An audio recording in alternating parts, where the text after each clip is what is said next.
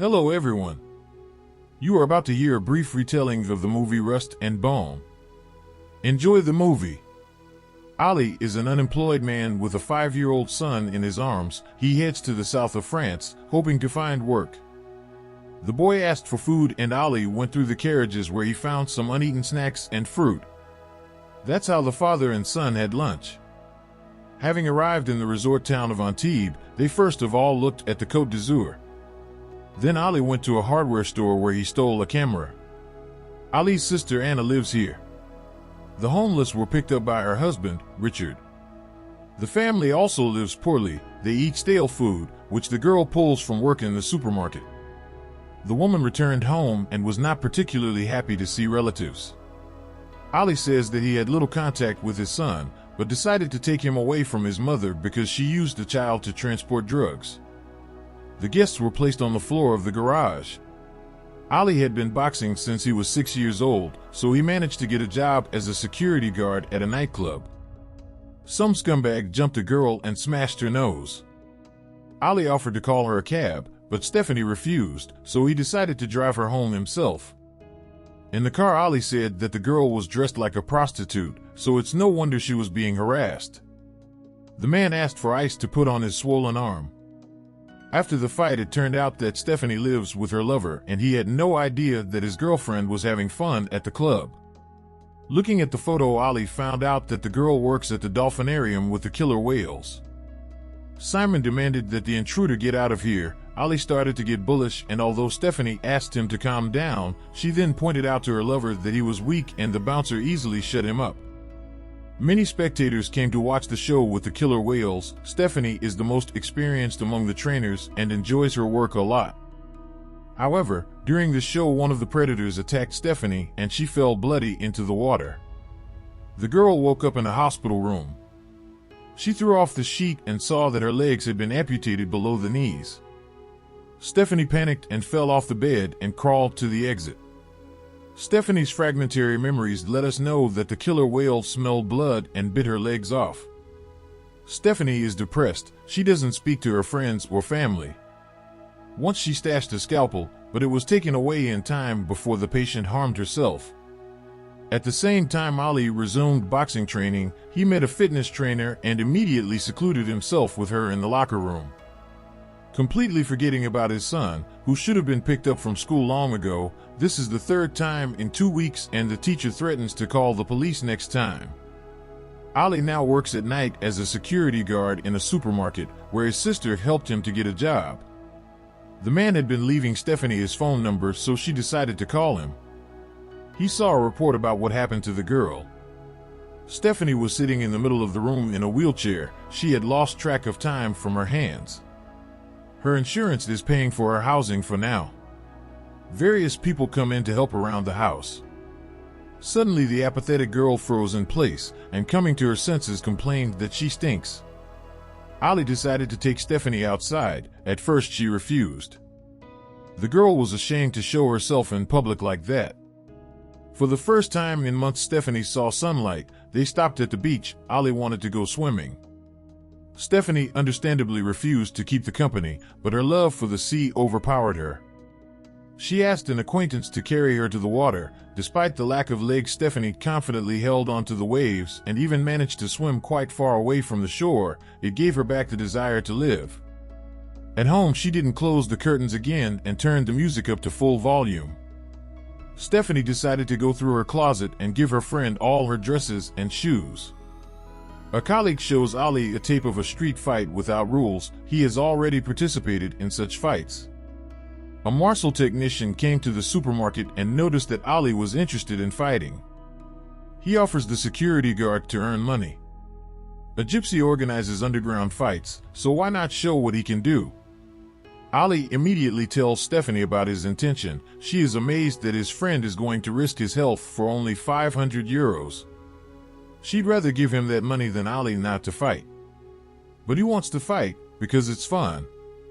Stephanie came to the hospital to have a cast of the stumps made, on the basis of which they make cups for future prostheses. Unfortunately, insurance doesn't cover prosthetics with a mobile foot, so you could wear heels. Anna's neighbors breed dogs, so she asked Ali to keep an eye on her son to keep him out of the way. Buyers came to pick up the animals, but the man got distracted and Sem ran outside. He had become attached to the animals, so he became hysterical when they were taken away. Ali grabbed the boy, yelled at him, and threw him to the floor so that he hit the table. Anna got angry at her brother and chased him out of the house. Stephanie asked to go to see the fight with Ali. A bunch of spectators and dealers gathered in the clearing. Marshall advised the newcomer to fall down if something goes wrong. Women are forbidden to be there, so Stephanie had to stay in the car. From afar she saw that Ali had worked his opponent over pretty quickly. He even had to be pulled away from the battered man. Ali's on edge. He had one more fight ahead of him, and not to sit up he went for a run. The second opponent was smaller than the first. He also did not give Ali much trouble and was knocked out. The boxer got paid, and on the way back he bought his son a toy car. Only now does Stephanie find out that her friend has a son. Anna scolds her brother for hitting the kid. Ali was finally able to pay off her sister's housing debt. She didn't like the way he earned the money, though. It's like he's not capable of anything but fighting. Ali got a girlfriend and stopped returning Stephanie's calls, which made her sad again. Marshall admitted that he installs hidden cameras to spy not on customers, but on sellers, at the request of supermarket owners. It's not exactly legal, but who cares? When the friends met again, Stephanie was already pacing on her artificial legs. Ali told her about his love affairs. He doesn't really have a girlfriend, he just sleeps with different women but doesn't get close to them. Stephanie recalls that when she was a hottie and before the Kasaka incident she liked to tease men, but where and now the simpleton Ali suggested she sleep with him to make sure she was okay there. Stephanie laughed at first but then thought better of it and went to her room. She took off her prosthetics and slip stockings and then called her friend over to her. Usually Ali acted like a wild animal in bed, but this time he had to be gentler with the invalid. Stephanie was pleased, and the man treated it like some kind of workout and offered to call him if she still wanted to. The tight-lipped boxer gave Stephanie her taste for life back again, and she even decided to come to the dolphinarium. The girl called the orca over to her and chatted with her through the glass for a while. Stephanie met with her coworkers and had fun with them. The girl's mood lifted and she texted Ali again. This time she traveled to his house. The man wanted her to meet his sister and son. Little Sam was embarrassed to see the guests' unusual feet and wanted to touch them. The new activity required Ali to master wrestling techniques. It was important to learn how to free himself from grabs and to conduct choke holds himself. After another fight, Ali was left without a tooth. A healthy dark-skinned fighter destroyed his opponent. Ali is afraid that the same thing will happen to him, but what he can do, he can't refuse. At some point Ali was on his shoulder blades. He made a grab he learned in training, but the ambo was too strong. He punched him a few more times. Suddenly Stephanie got out of the car. This inspired Ali, and he still knocked out the formidable opponent.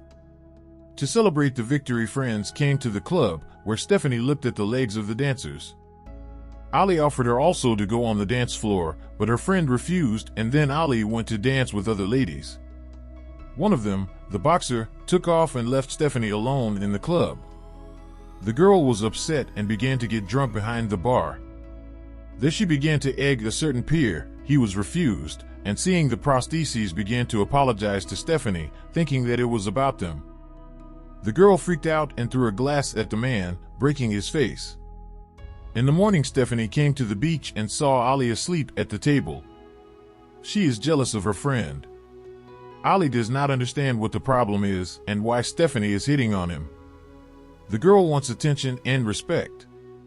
She suggested to Ali to behave like people, not like animals, but the man never wanted a relationship and did not offer it. The supermarket workers discovered the cameras and realized that they had been spied on all along.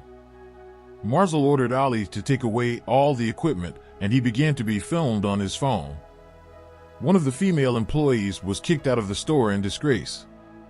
Marshall is going to leave town for a couple of months and wants Stephanie to fill in for him and take bets during the underground fights. The girl has bought herself a car and has the word righty stamped on her right foot. Stephanie successfully collected all the bets and Ali stepped in. Somehow the supervisor called and a few other cashiers as well. They were all fired. The employee showed the woman a photo of the rogue who was collecting hidden cameras. When Ali returned from Iran, he immediately went to the refrigerator, but his sister informed him that he no longer ate here.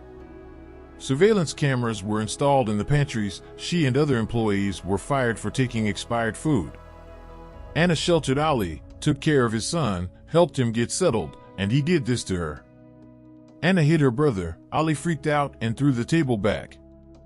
Richard pointed a shotgun at the burly man to cool him down and demanded that he pack his things and get out of here. Ali stopped answering Stephanie's calls. The girl found out that he had left town only when she came to Anna, and he didn't take the child and left it with his sister. Ali settled on a training base in Strasbourg, where he began to prepare for fights in MMA. In time, the sister softened and allowed her husband to bring Sam to see his father. He promised that as soon as there is money he will thank them.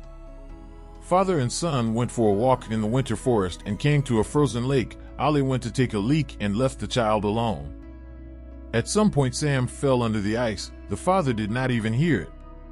When Ali realized what happened, he started crawling on the ice looking for his son. Once he found him, the boxer started hitting the ice with all his might. Ali managed to make his way to Sam and he pulled him out of the water.